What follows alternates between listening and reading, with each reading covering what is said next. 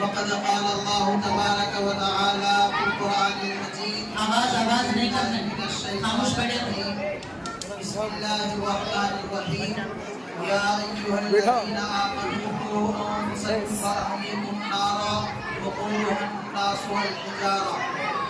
صدق الله العظيم وقال رسول الله صلى الله عليه وسلم كلكم راع وكلكم مسؤول عن رعيته او كما قال عليه الصلاة والسلام. جہاں عطر کھنچتا ہے جاؤ وہاں گر، جہاں عطر کھنچتا ہے جاؤ وہاں گر، تو آؤ گے ایک دن کپڑے بسا کر. جہاں آگ جلتی ہے جاؤ وہاں گر،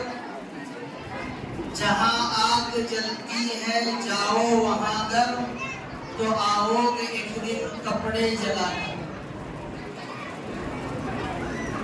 الحمدللہ آپ نے دیکھا کہ چھوٹے بچے 40 دن میں اپنے اندر کتنے اسلامی معلومات کو ذخیرہ بنائے اور کتنے دعائیں سیکھے ہیں، قرآنی آیات سیکھے ہیں، آپ اچھی طرح جانتے ہیں. اصل میں بچے جہاں پڑھتے ہیں وہاں اللہ تبارک و تعالیٰ کی رحمتیں برستی ہیں. چنانچہ مختصر مدت میں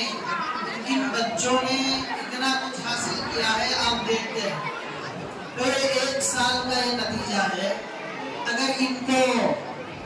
صرف 40 دن کے بجائے صبح شام مکاتب کے لیے بھیج دیا جائے اور قرآن و حدیث کو سیکھنے کے لیے اگر بھیج دیا جائے تو یہ کتنا کچھ سیکھ سکتے ہیں. اللہ تبارک و تعالیٰ نے کلام مجید میں والدین کے لیے فرمایا ہے یا ایھا الذین آمنوا قوا انفسکم واہلیکم نارا، اے ایمان والو اپنے آپ کو اور اپنے اہل و عیال کو آگ سے بچاؤ. بھائیو عام طور پر سننے میں دیکھنے میں آتا ہے، ماں باپ کی شکایتیں ہوتی ہیں کہ بچے ماں باپ کا خیال نہیں کرتے ہیں، ماں باپ کے حقوق کو بجا نہیں لاتے ہیں، ماں باپ کو نظر انداز کر دیتے ہیں. لیکن اس سے پہلے ماں باپ کو سوچنا چاہیے کہ محض اولاد کے حقوق ہی ماں باپ پر نہیں ہے، بلکہ ماں باپ کے بھی چند حق ہیں اولاد پر، اور اولاد کے بھی چند حق ہیں ماں باپ پر. جب تک ہم اولاد کے حقوق کو ادا نہیں کرتے تو بھائیو بتائیو ان سے اپنے حقوق کے مطالبے کے ہم حقدار بھی نہیں ہیں. آپ نے سنا ہوگا کہ عمر رضی اللہ عنہ کے دور میں ایک آدمی مقدمہ دائر کر دیا امیر المؤمنین کے پاس،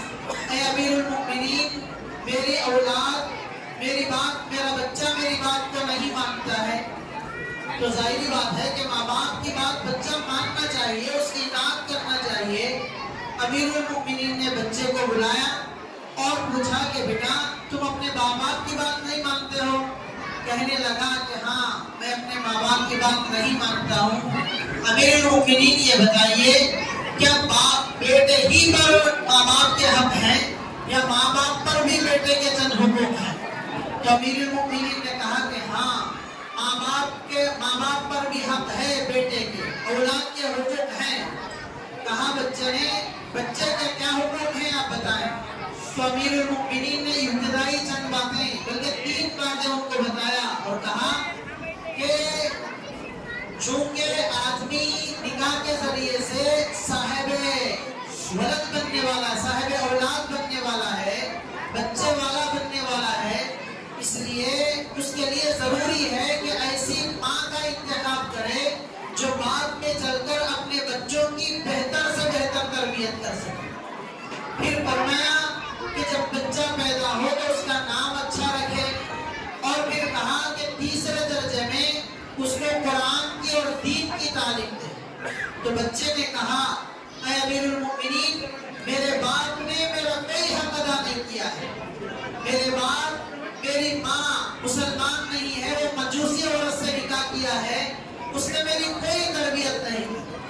اور اوپر سے میرا نام جعل رکھ دیا ہے جس کے معنی بدصورت کے آتے ہیں، اور قرآن کی تعلیم مجھے پتہ ہی نہیں،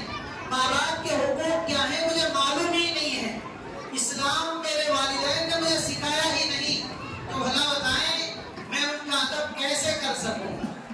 تو امیر المؤمنین نے کہا کہ مقدمے کو میں اب خارج کر دیتا ہوں، اور باپ سے کہا جب تم نے ان کے حقوق کو ادا نہیں کیے تو پھر ان سے اپنے حق بھی ادا نہیں، حق کا مطالبہ بھی نہیں کر سکتے۔ بھائیوں میں آپ کو عرض کرتا ہوں یہ مقدمہ اصل میں امیر المؤمنین کے سامنے چلا ہے، یاد رکھیے یہ مقدمہ کل میدان قیامت میں چلے گا، میدان قیامت میں یہ مقدمہ چلے گا۔ بچہ نافرمان ہو کر اللہ سے، اللہ کی نافرمانی کر کے، دنیا میں رہ کر دنیا کی محبت کو اپنے دل میں پیدا کر کے بھائیوں دنیا سے جائے گا، ایسا بچہ میدان قیامت میں ماں باپ سے اپنے حق کا مطالبہ کرے گا، اور ماں باپ سے اللہ سے کہے گا پروردگار میرے ماں باپ نے مجھے کہا کہ بیٹا تمہیں ڈاکٹر بننا ہے، اللہ میں نے ان کو ڈاکٹر بتا کے دکھایا، میرے ماں باپ نے کہا کہ بیٹا تجھے پیسے کمانا ہے تو مزدوری کرنا ہے، تو میں نے مزدوری کر کے بتایا، میرے ماں باپ نے مجھے ٹارگٹ دیا کہ بیٹے تجھے انجینئر بننا ہے، تو میں نے ان کو انجینئر بن کے بتایا، میرے ماں باپ نے کہا کہ بیٹا تو بزنس میں اعلیٰ پیمانے پر جانا ہے، تو میں بزنس میں اعلیٰ پیمانے پر جا کے ان کو بتایا۔ پروردگار کبھی میرے ماں باپ نے مجھے نماز کا حکم نہیں دیا، میرے ماں باپ نے مجھے روزے کا حکم نہیں دیا، میرے ماں باپ نے کبھی یہ نہیں کہا کہ بیٹے یہ اللہ کا کلام ہے اس کو سیکھو،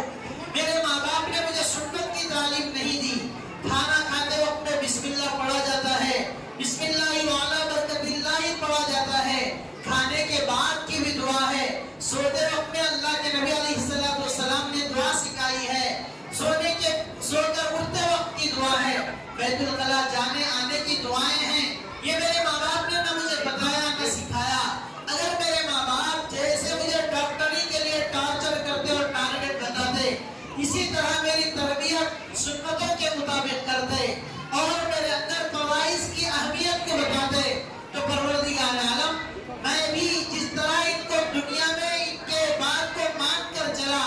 تو اسی طرح میں سنتوں پر عمل کر کے بھی ان کو دکھاتا اور آپ کے فرائض کو ادا کر کے بھی دکھاتا۔ اللہ تبارک و تعالیٰ کے سامنے بچہ مقدمہ دائر کرے گا اور حقوق کی حق طلبی کی وجہ سے بھائی بزرگوں یہ بچہ اپنے ماں باپ پر لعنت کرے گا۔ قرآن مجید میں ہے اللہ تبارک و تعالیٰ فرماتے ہیں ربنا انا اطعنا سادتنا وكبراءنا فاضلونا السبيل، اے اللہ ہم نے اپنے بڑوں کی بات اور ہمارے سرداروں کی بات ہم نے مانا ہے، اے اللہ انہوں نے ہمارا راستہ گم کر دیا۔ بھائی افسوس تو اس بات کا ہوتا ہے ماں باپ بجائے بچے کی تربیت کرنے کے، بچہ جب روزے کے لائق ہوتا ہے بچہ روزہ رکھنا چاہتا ہے، افسوس ہوتا ہے ماں باپ کہتے ہیں کہ بیٹا تم ابھی چھوٹے ہو 14-15 سال کے ہو، روزہ رکھو گے تو کمزور ہو جاؤ گے، حالانکہ بچے پر روزہ فرض ہوتا ہے، اور بچہ جب جوان ہوتا ہے اور نبی علیہ السلام کی سنت اپنے چہرے پر سجانا چاہتا ہے، ماں باپ اور رشتہ دار ان پر دکھ ہو افسوس ہو کہنے لگتے ہیں کہ بیٹا ابھی تم چھوٹے ہو 16-17 سال کے ہو، اگر داڑھی رکھو گے سنت نبوی کو اپنے چہرے پر سجاؤ گے تو بوڑھے لگ جاؤ گے۔ بچے کی خواہش ہوتی ہے کہ میں سنت کے مطابق اپنی شادی کروں، ماں باپ کہتے ہیں کہ تو ہے ہمارا ایک بیٹا یا تو ہے ہمارا بڑا بیٹا، اگر تیری شادی سنت کے مطابق ہم کریں گے تو ہماری ناک کٹ جائے گا۔ اس طرح کہہ کر بچہ چاہتا ہے کہ جہیز کتنا لیں، ماں باپ سے کہتا ہے کہ میری شادی تم کرو، جہیز کے بغیر کرو۔ ایسا بھی بدبخت ماں باپ ہیں وہ کہتے ہیں کہ بیٹے ہم نے تجھے اس لیے پڑھایا ہے تاکہ تیری شادی کے موقع پر پورا پیسہ وصول کرتے ہیں۔ یاد رکھیں ایسے ماں باپ کے لیے جو دین کے لیے بچوں کو آڑ بنتے ہیں اور دینی تربیت ان کی نہیں کرتے، وہ بچہ کہے گا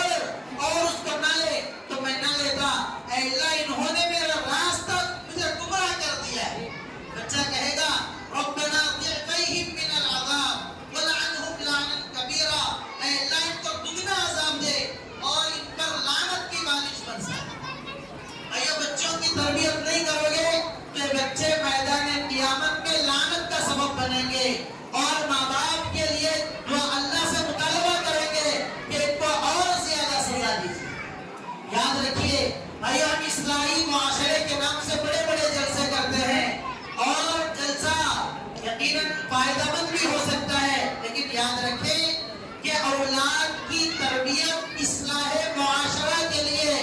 بھائیوں یہ بنیاد کی حیثیت رکھتی ہے۔ اگر ہم بچے کی اسلامی تربیت کریں گے اور ان کو نبی علیہ السلام کے طریقے سکھائیں گے تو بھائیوں ہمارے معاشرے کی اصلاح ہوگی، یہ بچے دین پر چلنے والے ہو جائیں گے اور ہمارے قوم کی نیک نامی اولاد کی اصلاح پر منحصر ہے، اور ہمارے محلے کے امن چین سکون بھائی ہمارے ملک کا چین و سکون اولاد کی تربیت پر منحصر ہے۔ اگر یہ دینی تربیت اگر ان کو دینی تربیت دے دی جائے گی تو بھائیوں یہ ماں باپ کے حقوق ادا کریں گے اور پڑوسیوں کے حقوق ادا کریں گے، بھائیوں کے حقوق ادا کریں گے، اسلامی طریقے سے رہیں گے تو کسی کے مال پر غلط نگاہ نہیں ڈالیں گے بلکہ اللہ سے ڈر کر زندگی گزاریں گے۔ تو بھائی بزرگوں ہماری بھی اصلاح، پورے معاشرے کی اصلاح ہوگی، قوم کی نیک نامی ہوگی۔ اگر ہم نے اولاد کی تربیت کی طرف توجہ نہیں دیا تو یاد رکھو کہ ہم نے صرف ہمارے ایک بیٹے ہی کو خراب نہیں کیا بلکہ تربیت نہ پانے والا یہ بچہ یہ اپنی اولاد کی بھی تربیت نہیں کرے گا، چنانچہ پورا محلہ اس سے متاثر ہوگا، پورے لوگ اس سے پریشان ہوں گے اور اس کی پوری اولاد بھی بعد میں اسلامی تعلیمات سے محروم رہے گی۔ اولاد کی تربیت نہایت اہم ہے۔ الحمدللہ دیکھیے کہ چند دنوں میں کتنا بچوں نے سیکھ لیا ہے۔ اب ماں باپ پر لازم ہے کہ اس سیکھے ہوئے الفاظ کو عملی زندگی میں ماں باپ لائیں۔ گھروں کے پاس جاتے ہیں کہ بچوں سے کہے کہ بیٹے تم نے کھانے کی دعا سیکھ لی ہے، کھانے کی دعا پڑھ کر کھاؤ، اور جب کھانا کھا لیا ہے تو بیٹا تمہیں دعا آتی ہے کھانے کی دعا پڑھو۔ سونے سے پہلے ایک مرتبہ بچے کو پوچھ لیں کہ بیٹا تم سوئے تو دعا پڑھے کہ نہیں پڑھے۔ جب بچہ بیدار ہوتا ہے تو ان کو دعائیں یاد دلائیں، سنت طریقہ یاد دلائیں، سلام کیسے کرنا چاہیے، بڑوں کا ادب کیسے کرنا چاہیے، تمہیں کیسا سکھایا گیا ہے۔ بھائیوں طریقوں کو ماں باپ یاد دلاتے رہیں گے تو اس کا بڑا فائدہ ہوگا۔ اس لیے آپ حضرات سے درخواست ہے کہ بچے محنت کے ساتھ جو علم حاصل کیا ہے ان کو عملی زندگی میں آپ لائیں گے تو اس سمر کام کا اصل فائدہ ہوگا۔ اللہ تعالیٰ سے دعا ہے کہ اللہ تبارک و تعالیٰ